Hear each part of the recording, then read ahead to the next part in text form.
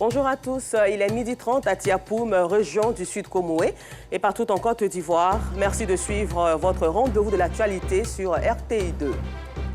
Valorisation de la culture ivoirienne pour notre rubrique Escale 225. Nous irons à Tiapoum pour la célébration de la Bissa. Et puis hors de chez nous, en République démocratique du Congo, pour les élections présidentielles prévues le 20 décembre prochain, Constant Moutsamba, candidat du DIPRO, assiste aux précisions de la CNI. Encore merci à vous d'être toujours en notre compagnie pour le temps d'information sur RTI2 et bon appétit si vous êtes à table. La Bissa est une célébration de 15 jours pour marquer la fin de l'année chez le peuple Nzima. Bon nombre de personnes pensent que ces festivités n'ont lieu uniquement qu'à Grand-Bassam. Mais non, tous les Nzima ont dans leur organisation la Bissa comme un fondement culturel.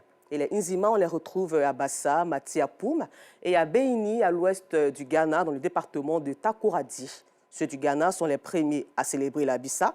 Leurs frères du département de Tiapoum, 11 Gon, et enfin les Nzima de Grand-Bassam pour fermer la boucle avec nos reporters Théodore Zouzou, Maïssa Kogey, Gilles Tonian et Justin Yasselou. Revivons ensemble ces festivités de la Bissa à Tiapoum.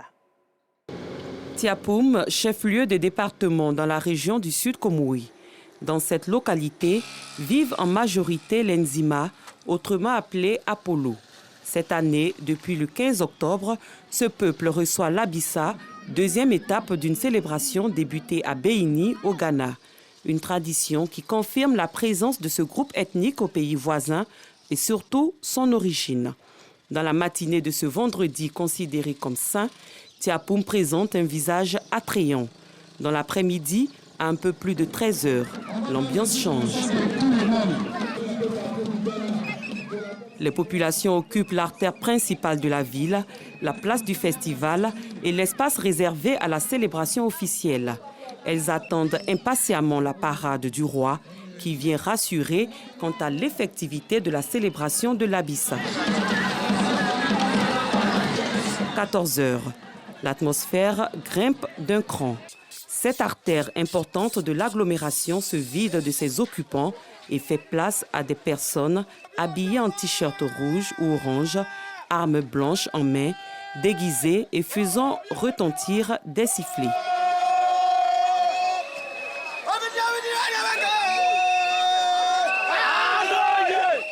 Ce sont des guerriers. Ils ouvrent le passage pour la parade du roi. Puis viennent les filles du roi, reconnaissables par leur tenue rouge-blanc, imbibée de kaolé. Des femmes les accompagnent. Des chants pour la cohésion en l'honneur du roi et des sifflements. Sous un parasol particulier, celui qui conduit le royaume est visible. Il est porté par des valets en uniforme dans cette chaise royale conçue pour la circonstance avec la présence d'une fillette, parée à l'image de Sa Majesté. Cette petite fille caractérise la pureté du trône.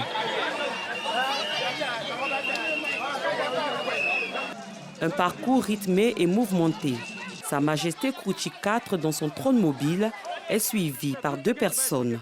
La présence de l'un d'entre eux est étrange. Je suis de la famille royale, donc il faudra qu'on soit autour du roi pour le supporter, pour l'encourager. Cette profession remontrer au peuple Nzima que le roi est toujours en place, que c'est notre culture depuis des années et il faut continuer dans ce sens.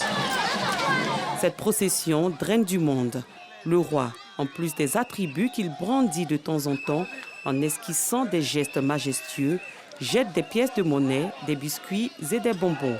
Des présents qui attirent les plus petits, mais également des adultes.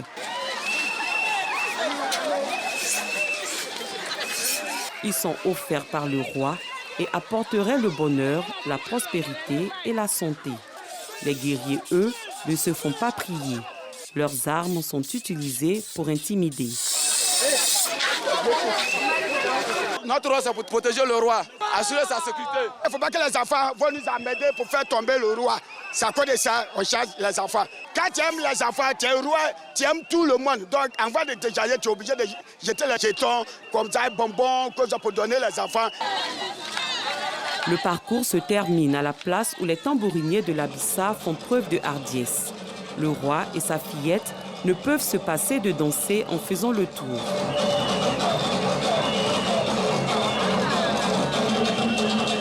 Son tour terminé, le roi salue ses invités et s'enfonce dans une sorte de mur monté avec des pagnes dressées.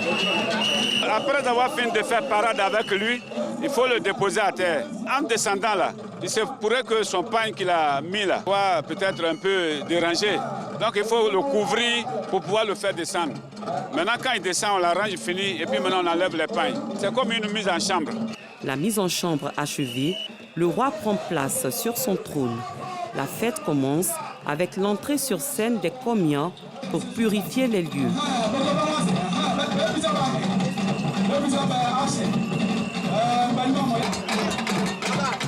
Leur danse amène cette octogénaire, pionnière du Komian, à exécuter des pas. Puis suivent les filles du roi. Les représentants des villages invités, Ebroko et Alaguanou entre autres, suivis des 7 familles à Douvlé-Soye. Tour à tour, les Adaoulins, Awamba, les Azanoulés, Ezoïlés, Mafoulés, Mvavilés et Maïlés passent. Nous sommes à l'Awamba de Grand Bassin. On est venu soutenir les Alawamba qui sont ici. Cette célébration du vivre ensemble réjouit les organisateurs. Nous voulons pérenniser notre Abissa. L'Abissa, c'est le seul patrimoine culturel Nzima qui existe encore en Côte d'Ivoire. Donc nous faisons tout notre possible pour pouvoir faire exister notre Abissa, qui est notre patrimoine.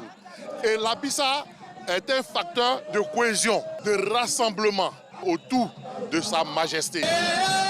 Arrive alors le moment le plus attendu, la critique sociale pour décrier les faits qui entravent la cohésion du royaume. Un moment important pour laver le linge sale et qui va jusqu'à la tombée de la nuit. Nous avons reproché au chef de mieux voir son gouvernement, ceux à qui il communique, et de se rallier au chef de Ndjemé pour que le royaume à Douvlé puisse aller de l'avant. Parce qu'aujourd'hui, le royaume appartient à Tchapoum, mais l'origine même de la Douvlé vient de Ndjemé. Donc s'il est sur le trône aujourd'hui à Tchapoum, il doit se rallier à son frère de Ndjemé pour qu'ensemble, ils puissent diriger le royaume à Douvlé. Au nombre des participants, des autorités traditionnelles, un ministre ghanéen et les autorités administratives de Tchapoum. Chez nous, au pays Bété, le chef et les chefs, mais ce n'est pas comme le pays du Sud. Vraiment, un roi, on choisit un jour pour lui faire tous les critiques. Ça, je n'ai jamais vu chez nous. We came here to celebrate. Je suis venu ici sur l'invitation de Sa Majesté Prince IV, juste pour sceller l'union entre tous les peuples de Côte d'Ivoire et du Ghana. Nous sommes fiers vraiment d'avoir été invités ici. Ça prouve que les Nzima, il n'y a pas de différence entre ceux du Ghana et ceux de la Côte d'Ivoire. Le peuple à Douvlé est une communauté qui a des valeurs. Et ces moments-là sont faits pour que ce peuple se reconnaisse une fois l'an, passe en revue les manquements et puis les corriger et aller de l'avant. Donc c'est un peuple qu'il faut encourager à mieux s'organiser afin qu'ils servent d'exemple aux autres peuples de Côte d'Ivoire. Après le départ du roi pour son palais, place au bal poussière. Je ne suis pas de Tchapoum, mais je me réjouis de voir les danses traditionnelles et tout. Yes, I'm very happy to be here. Je viens du Ghana, c'est ma première fois d'être là. Je suis très émerveillée. C'est tellement au top, c'est merveilleux, c'est beau. Cette manifestation populaire se poursuit jusque tard dans la nuit. L'Abissa, culture du peuple Nzima, part du Ghana, arrive au royaume à Douvlé-Soye dans le département de Tchapoum et termine sa course chez les Nzima de Grand Bassam. Vive la culture ivoirienne. À Abidjan, ici, l'ONG EZER a organisé récemment une conférence sur le bien-être psychologique de la famille à Cocody. À cette occasion, les couples ont été édifiés sur le suivi psychosocial des enfants et adolescents en milieu scolaire et urbain en présence de Yacouba Koulibaly et Clément Boko. Beaucoup a plus de 5 ans d'expérience de vie conjugale. Son rêve à ces jours, réussir à maintenir l'équilibre familial. Nous sommes sans ignorer que les fondements de la famille sont vraiment ébranlés. Je rêve vraiment d'une famille où monsieur et madame se mettent d'accord et se mettre ensemble pour pouvoir travailler à l'unification, à l'harmonie de la famille. Pour permettre aux couples de relever le défi de la responsabilité conjugale, l'ONG EZER a organisé ce week-end à Cocody une conférence sur le bien-être psychologique de la famille. Objectif, sensibiliser les parents sur le suivi psychosocial des enfants et adolescents en milieu scolaire et urbain. Nous invitons chaque parent à se disposer pour son foyer, pour sa maison, pour son enfant. Parce qu'il faut dire qu'un parent qui se dispose pour son enfant ou son époux, ça crée l'harmonie ou le bien-être psychologique, on fera plus d'efforts. Mais lorsque un parent se désintéresse à sa famille, ça crée toujours des problèmes. Une initiative qui ne laisse pas les participants indifférents. L'initiative est très louable. Le thème est tellement d'actualité et important que je suis vraiment heureux. Les familles recomposées, il y en a toujours, mais il faut pouvoir faire une très bonne gestion de cette famille recomposée pour que la cellule familiale puisse s'accroître de façon aisée. Parce que si la famille recomposée n'est pas bien gérée, ça peut entraîner tout ce que vous avez entendu, l'alcoolisme, la toxicomanie, les enfants délinquants. C'est une très belle initiative parce que la famille, dans le socle de la société, si chacun de nous s'y met pour aider chaque membre, chaque acteur de la famille en tant que parent ou enfant à mieux se sentir dans la famille, je crois que notre société peut mieux évoluer et on peut apporter de bonnes choses dans la société. Ce rendez-vous a enregistré la récompense des couples réputés comme des modèles à copier. Plutôt commenté par Assiton Diarra. Tafiré aux couleurs du festival Wabélé avec Konaté Ngamblé et Clément Boko. Participons aussi à l'étape sportive de ces festivités dans la région du handball. Au départ de ce marathon, une centaine de participants de différentes catégories d'âge. Lancés sur une distance de 5 km, les participants ont arpenté les artères de la coquette et paisible ville de Tafiré, sans grande difficulté. Un parcours de sport et de santé destiné à renforcer les liens entre les participants. Des prix et des trophées ont été décernés aux différents acteurs qui se sont distingués avant la séance de fitness et de relaxation au rythme de la musique.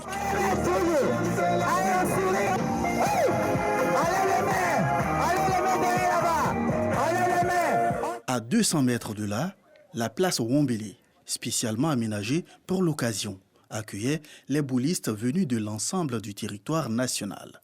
Dago Élysée, Touali Bonaventure, Salif Kourouma ou encore le champion du monde Niaoré Herman Romario.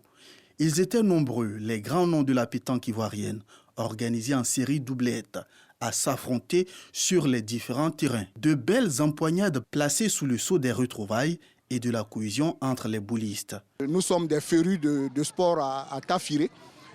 Notamment le fitness, la pétanque, le maracana, le motocross. Donc pour nous, c'est des sports qui touchent une grande frange de la population. Merci à tous les boulistes, à tous les pétanquistes qui sont venus de tous les 4 coins de la Côte d'Ivoire.